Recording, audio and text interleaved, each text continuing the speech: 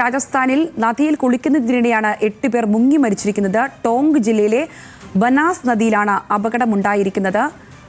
അപകടം എത്തരത്തിലാണ് ഉണ്ടായതെന്ന് അടക്കമുള്ള വിവരങ്ങൾ പുറത്തുവരേണ്ടിയിരിക്കുന്നു. 8 പേരാണ് മുങ്ങി മരിച്ചിരിക്കുന്നത്.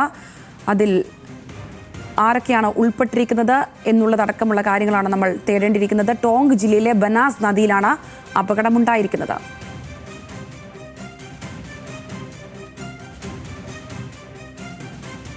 മർവയുണ്ട്. മർവ, ഈ അപകടം എങ്ങനെയാണ് ഉണ്ടാകുന്നത്? 8 പേർ മുങ്ങി മരിക്കുന്ന സാഹചര്യമാണ് ഉണ്ടായിരിക്കുന്നത്. ആരൊക്കെയാണ് മരിച്ചിരിക്കുന്നത്? ഏത് പ്രായക്കാരാണ്? മറ്റു വിവരങ്ങൾ എന്തെല്ലാമാണ് ഇത് സംബന്ധിച്ച് പുറത്തു വരുന്നത്? സംഗീത, രാജസ്ഥാനിലെ ടോങ്ക് ജില്ലയിലെ ബനാസ് നദിയിലാണ് ഇത്തരത്തിൽ അതിദാരുണമായ ഒരു സംഭവം ഉണ്ടായിരിക്കുന്നത്.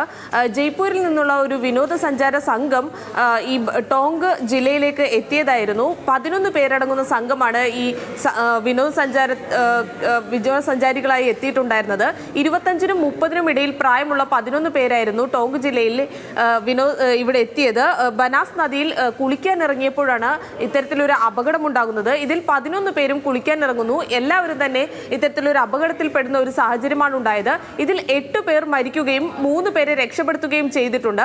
3 പേരുടെ നില തൃപ്തികരമാണ് എന്നാണ് പോലീസ് സൂപ്രണ്ട് അറിയിച്ചിരിക്കുന്നത്. എന്നാൽ ഈ അപകടം എങ്ങനെയാണ് ഉണ്ടായതെന്നുള്ള കാര്യത്തിൽ വ്യക്തതയില്ല എന്നാണ് പോലീസ് ഇപ്പോൾ അറിയിച്ചിരിക്കുന്നത്. മാത്രമല്ല, സംഭവത്തിൽ മുഖ്യമന്ത്രി അനുശോചനം രേഖപ്പെടുത്തുകയും ചെയ്തിട്ടുണ്ട്.